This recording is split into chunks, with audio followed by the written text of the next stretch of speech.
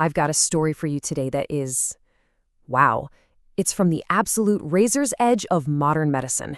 We're talking about a situation where every single decision, every single moment, is literally a matter of life and death. And that brings us to the core question of this whole explainer. I mean, just think about this. How do you operate on someone whose body is already pushed to its absolute limit? A patient so fragile that the very act of trying to save them could be the thing that kills them. What does it even take for a team to look at that situation and say, yeah, we're going to try? So to get our heads around that, we've got to meet the person at the center of all this. He's just a 14-year-old kid, but he's locked in a fight where his own body, well, it's become his greatest enemy. So this young man is battling something called Duchenne muscular dystrophy, or DMD. It's this relentless genetic disorder that just wastes away your muscles over time. He hasn't been able to walk for the past 3 years. But the really scary part, the disease isn't just about his legs anymore. It's now launching an all-out assault from the inside. 85 degrees. I mean, just look at that number. That's the curve in his spine. And it's not just a curve, it's a slow-motion collapse. To give you some context, doctors start getting really concerned when a curve hits 40 degrees. He's at 85. His spine was literally twisting itself into a knot, crushing his lungs, his heart, everything inside him. And yeah, that collapsing spine was having a devastating effect, especially on his breathing. His lung capacity, what doctors call FVC, was down to just a quarter of what it should be, 25%. Forget running a marathon, imagine just trying to get through your day breathing through a tiny coffee stirrer. That's what his life was like. His body was literally being starved of oxygen every second of every day. And if you thought that was bad, well, it gets worse. His heart was failing too. This number here, LVEF, it's basically a measure of the heart's pumping power. A healthy heart is pumping out over 55% of its blood with each beat. His, 38%. It's a weak, tired, overworked pump.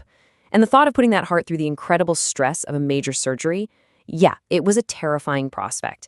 It could easily push it right over the edge. So you see the impossible situation they were in, right? He absolutely cannot survive long-term without this surgery.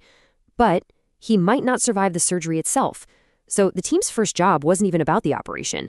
It was this all-hands-on-deck mission to just get him strong enough to survive being wheeled into the OR. And they came at it with this incredible 3-part plan.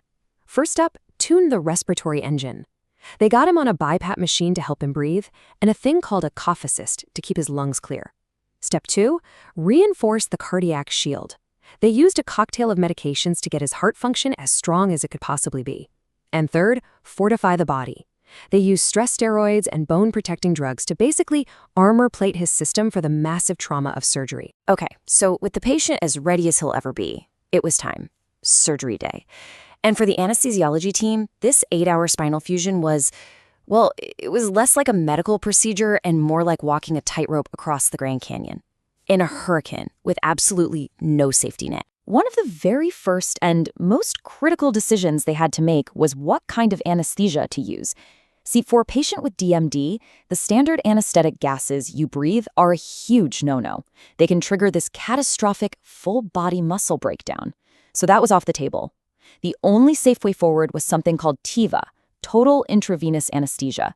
That means every single drug goes directly into his veins, giving them pinpoint control over every single moment. And just to give you a sense of the stakes here, look at this. This is a direct quote from the medical guidelines.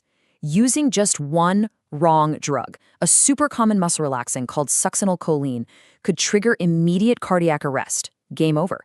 So every choice they made, every single milligram of medication, was a life or death calculation. For the next 8 hours and 15 minutes, that team navigated an absolute storm. He lost 1,800 milliliters of blood. I mean, that's 40% of all the blood in his body. His already weak heart started to fail even more, its function dropping lower and lower. But the whole time, they were watching.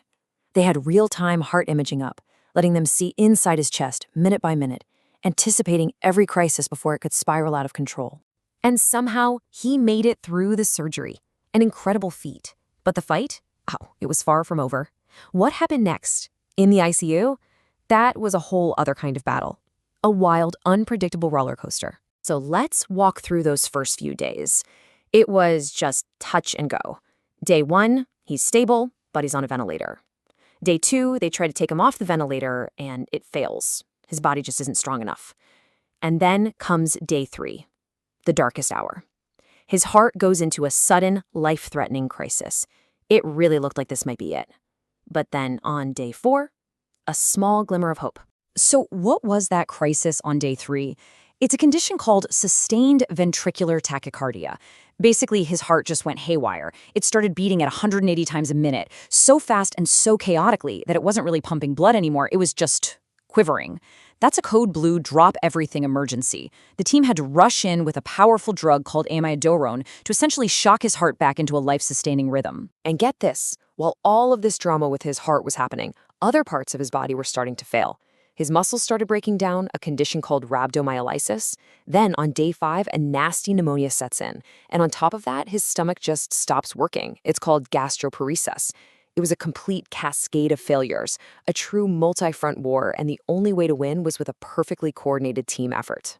And yet, they won. They pulled him back from the brink. But here's the most important part.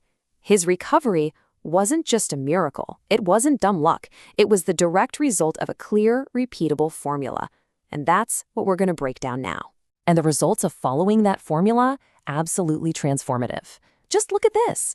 His spine curve went from that crushing 85 degrees all the way down to a much more manageable 35. His lung capacity actually increased. Even his heart function got a little bit better. You have to understand, these aren't just numbers on a chart. For him, this was a new lease on life. So what was this magic formula? Well, it really boils down to 5 critical things. Number 1, meticulous, obsessive preparation before he ever got to the OR. Number 2, a specialized anesthesia plan that was built from the ground up just for him. 3, aggressive, round-the-clock care for his lungs after surgery. 4, proactive cardiac management, always staying one step ahead of a crisis. And number 5, the one that holds it all together, seamless, flawless teamwork and communication. You know, a case like this, it just shows you what's possible when people operate right at the very edge of what we know. It really makes you wonder, right? If a team can solve a problem this complex, this impossible seeming, what other challenges out there, the ones we think are completely unsolvable, are maybe just waiting for that same combination of incredible planning, bold action, and perfect teamwork?